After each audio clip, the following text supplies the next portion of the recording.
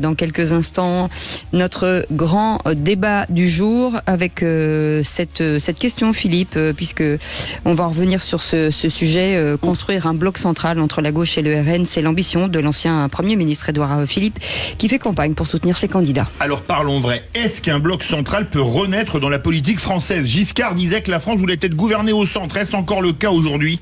Et à cette question, un bloc central peut-il se reconstruire après les législatives?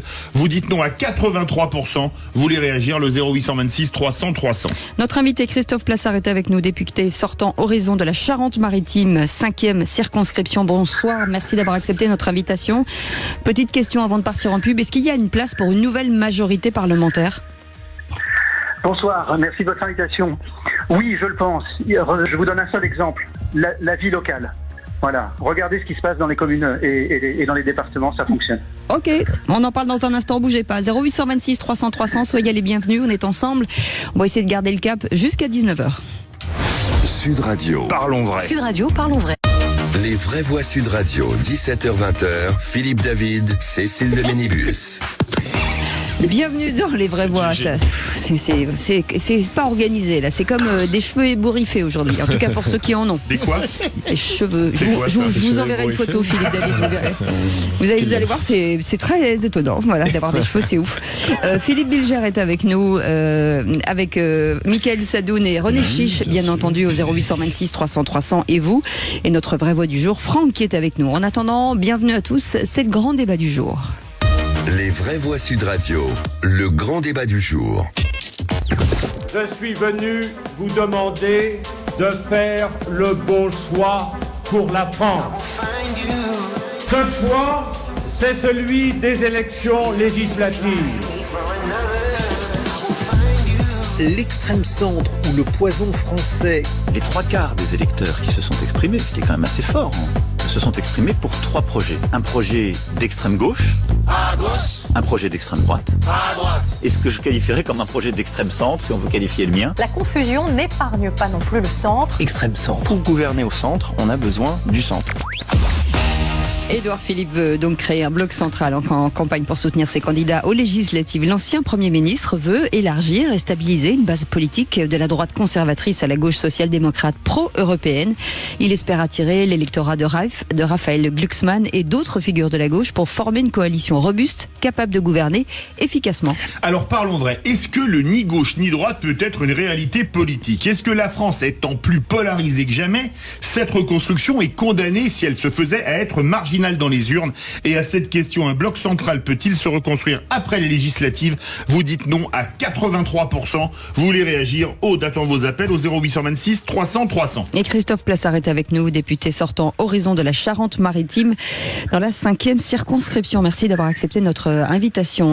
D'abord un tour de table avec nos vraies voix. Philippe Bilger. Alors le projet d'Édouard Philippe est tout sauf absurde. D'ailleurs, il faut bien voir, et ça a été rappelé dans la présentation du sujet, que Valéry Giscard d'Estaing, en espérant réunir 2 Français sur 3, n'était pas loin de cette aspiration à un bloc se réunissant sur l'essentiel. Simplement, dans la mesure où c'est repris, François Bayrou a encore dit hier qu'en réalité, seul le bloc central avait de l'avenir. Il faut bien voir que le centrisme n'est pas lucide et pertinent parce qu'il est le centre. Il ne devient un milieu valable que s'il est juste lui-même.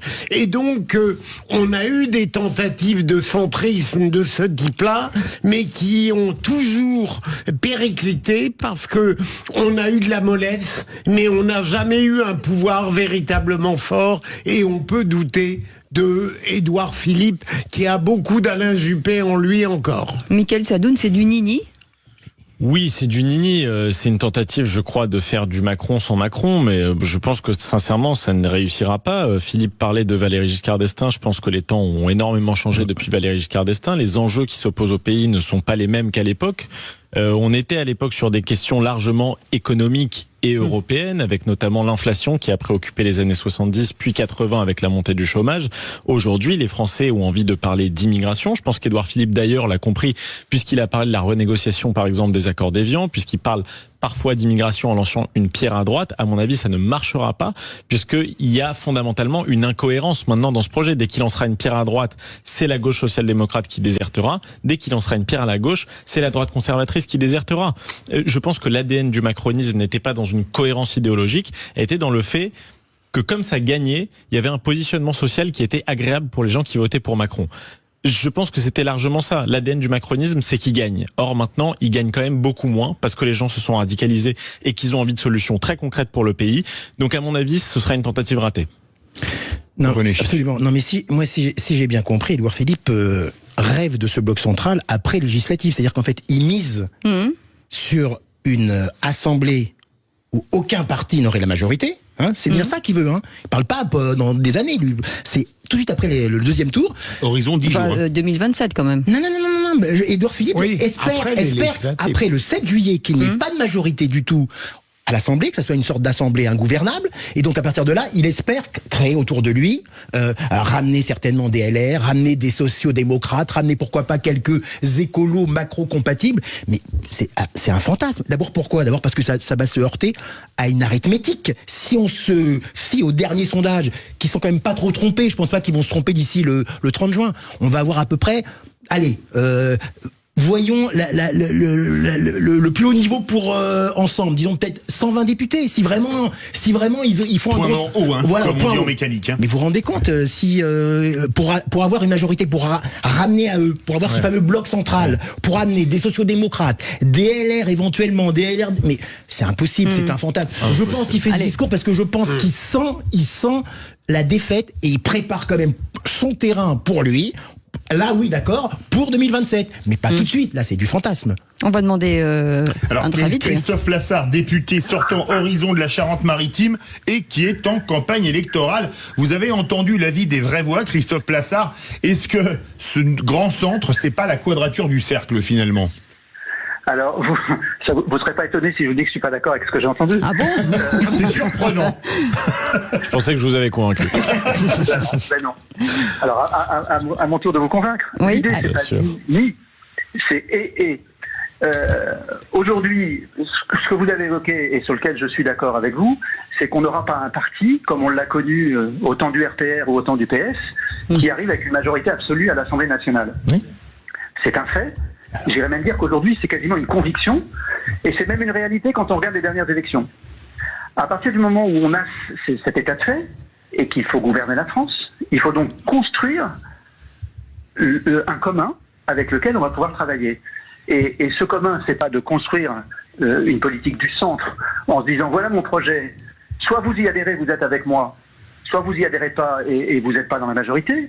C'est de dire voilà ce que je pense, voilà mon programme, voilà comment je me positionne. On fait confiance aux Français et on voit à quoi ressemble l'Assemblée. Et une fois que l'on a ces éléments-là, on se met autour de la table et on travaille. Quelle est la partie, quel est le socle sur lequel on peut s'entendre ? Il y a plein de sujets sur lesquels on peut s'entendre. L'école, la défense nationale, le logement. Il y a un certain nombre de dossiers sur lesquels on peut trouver un consensus, aussi bien avec des LR modérés, et on voit aujourd'hui que le parti LR est en recomposition, donc ça va bouger. De la même façon... Certains disent qu'il est en décomposition, hein, même. Non, je vous laisse le soin du qualificatif. Et puis de la même façon, au PS, on voit bien l'écart qu'il peut y avoir entre effectivement les personnes qui ont pu adhérer à la démarche de Raphaël Glucksmann pendant les élections européennes, et ensuite la clash que l'on voit aujourd'hui, Front Populaire. Et que donc, ces personnes-là, de droite comme de gauche, avec un parti comme celui d'Horizon qui clairement se positionne à droite, on se met autour de la table et on voit ce que l'on peut faire en commun. Je vous donne qu'un seul exemple. Moi, j'ai travaillé sur le logement, et notamment sur le logement saisonnier et sur la location courte durée. J'ai travaillé avec Julien Bayou d'Europe Écologie Les Verts, j'ai travaillé avec Inaki Echanis du PS et avec un sénateur LR. Et franchement, on a les mêmes problématiques dans le Pays Basque, sur l'île d'Oléron ou à Paris lorsqu'il s'agit du logement saisonnier. On est capable de traiter ces sujets-là. Et je pense que quand vous regardez à l'Assemblée nationale ce que l'on a voté depuis 2 ans, j'ai pas les statistiques exactes, mais 70 à 80% des lois ont été votées avec des larges majorités. Lorsqu'on parle de l'industrie verte, les socialistes l'ont voté. Lorsque l'on a parlé de la loi immigration, une partie des LR l'ont voté. Donc, la réalité de ce que l'on voit à l'Assemblée, on a vu ce que ça a donné en introduction, Et ce que je vous disais au niveau des municipalités. Moi, je suis dans une municipalité avec un maire LR, je suis dans son opposition, mais il y a un certain nombre de sujets sur lesquels on est capable d'avancer ensemble. Et ça, vous le trouvez dans énormément de municipalités. Et c'est fort de cette expérience du terrain, puisqu'Horizon est un parti de maires, est un parti d'élus locaux, que pour nous, c'est pas une utopie, parce qu'on le vit tous les jours. Oui, mais vous parlez que de micro-sujets. Monsieur Plassard, vous avez brillamment développé votre argumentation, et vraiment, mais je me pose une question. À supposer que cette entente, cette complicité intellectuelle et politique de bonne aloi soit possible, est-ce que vous n'avez pas l'impression que pour réussir justement cette entente entre des pensées diverses, on va être amené, vous seriez amené peut-être à réduire le programme que vous voulez pour la France à un petit dénominateur commun. Au fond, à accepter une modestie intellectuelle et politique, alors que notre pays peut-être exigerait des remèdes plus vigoureux. C'est le problème. Si l'école, si la défense, si la souveraineté de notre pays, si le logement, pour vous, ce sont des petits sujets... Non, mais la souveraineté, personne ne la défend au centre, désolé de vous le dire. Et on n'arrête pas d'entendre parler de souveraineté européenne pour la bonne raison que la souveraineté nationale n'intéresse absolument pas le bloc central. Ici, a intéressé extrêmement tardivement à la lueur du Covid parce qu'on a découvert qu'on était extrêmement dépendant sur des produits de première nécessité et notamment les produits pharmaceutiques. Mais désolé de vous dire que c'est un mot qui est encore connoté relativement à droite et que le centre l'a laissé échapper pendant des années parce qu'elle a considéré que parler de souveraineté, c'était être quasiment un semi-fasciste. Donc je pense, comme Philippe Bilger, que le programme va être réduit à peau de chagrin et qu'on aura éventuellement une campagne sur une personnalité et pas sur un programme, comme l'a fait Emmanuel Macron. Alors ceci dit, vous avez un avantage dans votre camp, c'est que Édouard Philippe est une personnalité que je trouve éminemment sympathique et très talentueuse en politique, très sincèrement. Mais ce sera, à mon avis, une campagne beaucoup plus personnelle que programmatique. Moi, je suis pas d'accord avec vous, et je vais vous donner un exemple. Non, et on revient sur la souveraineté et sur les sujets de défense. Il se trouve que j'étais, pour partie, rapporteur de la loi de programmation militaire. Regardez comment elle a été votée. Et elle a été votée relativement largement en embrassant justement l'espace que je vous décrivais tout à l'heure. Non mais excusez-moi, monsieur. Je vous invite aussi à relire le livre qu'avait écrit Bernard Guetta, qui était un échange entre Alain Juppé et Michel Rocard. D'accord. Et vous verrez que... Non mais monsieur le député, au-delà des programmes et des projets qui est tout à fait intéressant d'en parler actuellement, mais aujourd'hui, ce n'est pas du tout le débat. Lorsqu'on dit est-ce qu'un bloc central peut se former après les législatives, moi je parle concrètement, et je pense que les auditeurs Sud Radio vont aussi vont vouloir écouter un peu du concret. C'est tout simplement arithmétique. Si vous avez 100 à 120 députés, on est bien d'accord, ensemble Horizon, comment faites-vous pour arriver à 290 députés? D'où allez-vous trouver ces députés sociodémocrates, écolos, LR? Vous allez alors peut-être débaucher aussi, peut-être, je sais pas, peut-être des RN? Quelle est la stratégie? Parce que quand même la politique c'est aussi de l'arithmétique, hein. Ce sont des gens. Les députés c'est un nombre. Il en faut 289. Là vous allez être à 100, à 120. Bon, comment vous faites? Expliquez-moi concrètement comment vous allez faire pour avoir une majorité, non pas laissez-le parler. Non pas sur un projet, mais sur vraiment une certaine durée législative. Franck nous attend au standard aussi. Allez-y, Christophe Plassard. Oui, d'abord, pour parler d'arithmétique, il faut avoir des chiffres. Aujourd'hui, on ne les a pas. Il ne vous a pas échappé qu'on est au premier tour et que les projections et les statistiques que l'on a sont des statistiques nationales. Moi, j'ai pas vu un seul sondage sur ma circonscription. Et j'ai le sentiment, par rapport au terrain que je connais bien, que en rien, les chiffres que je vois reflètent ceux de ma circonscription.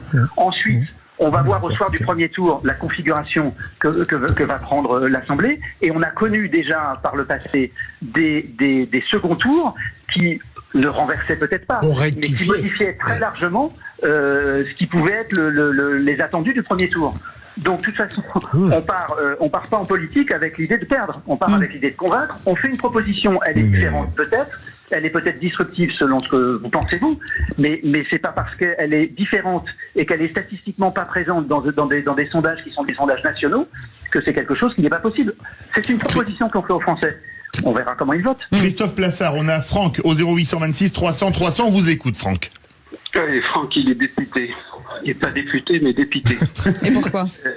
C'est affligeant de voir comme ce monsieur, estimable au demeurant, n'a rien compris et que tous ces coreligionnaires ne comprennent rien. On attend le deuxième tour, on voit ce qui se passe et après on regarde. Non, c'est pas comme ça que ça marche, monsieur. C'est plus comme ça que ça marche. Monsieur Édouard Philippe veut un bloc du centre tiré de droite conservatrice jusqu'à la gauche social-démocrate. Moi, je suis désolé, la gauche social-démocrate, j'en veux pas. Voilà, je veux la droite conservatrice. Et quand vous dites, on regarde ce qui se passe, après on se met autour d'une table et on discute, non, monsieur, ça nous va pas. Nous, on veut des gens qui s'engagent, qui ont une colonne vertébrale et qui disent, je vais faire ci, je vais faire ça, et je m'y engage. Votre discours, on n'en veut plus, monsieur. Après, Franck, c'est ce qu'il dit. Hein. Lui, il a des propositions. Vous y adhérez, vous y adhérez pas, Christophe Plassard. Christophe, on écoute Christophe Plassard. J'entends ce que dit votre auditeur en disant on a une colonne vertébrale, on y adhère pas. Sauf qu'aujourd'hui, moi, je ne crois pas, mais c'est ma conviction, elle est partagée ou pas, que l'on aura un seul bloc capable d'amener une majorité absolue. Donc, d'aller devant les électeurs en disant voilà ce que l'on va faire, mais en sachant très bien que la majorité absolue est quasiment inatteignable maintenant partout et à chaque élection. On l'a vu aux dernières élections et les projections que l'on a aujourd'hui, elles sont très hypothétiques et elles ne vont pas forcément vers la majorité absolue. En tout cas, c'est pas le cas aujourd'hui. Donc, ce serait mentir aux électeurs de vous dire voilà mon programme et je vais l'appliquer. Et d'ailleurs, les personnes auxquelles je m'oppose aujourd'hui dans les élections nous proposent un programme et déjà commencent à avoir des renoncements. Donc si c'est pour faire des promesses aux électeurs, sachant très bien qu'on ne pourra pas les appliquer, moi je suis désolé, j'ai pas l'impression d'être dans le mensonge quand je dis voilà ma colonne vertébrale, voilà où je veux aller, mais il y a un commun qui peut être développé avec un certain nombre de personnes qui n'ont pas les mêmes idées que moi sur la totalité de mes idées ou de mes volontés. Merci beaucoup en tout cas Christophe Plassard d'avoir été avec nous, député sortant Horizon de Charente-Maritime, 5e circonscription, et vous êtes en campagne mais pas que vous. Oui, il y a outre vous pour Horizon Ensemble, Aymeric Montgeloux pour le Rassemblement National, Anne Brachet pour le Nouveau Front Populaire et Daniel Cassette pour Lutte Ouvrière. Merci en tout cas d'avoir été avec nous.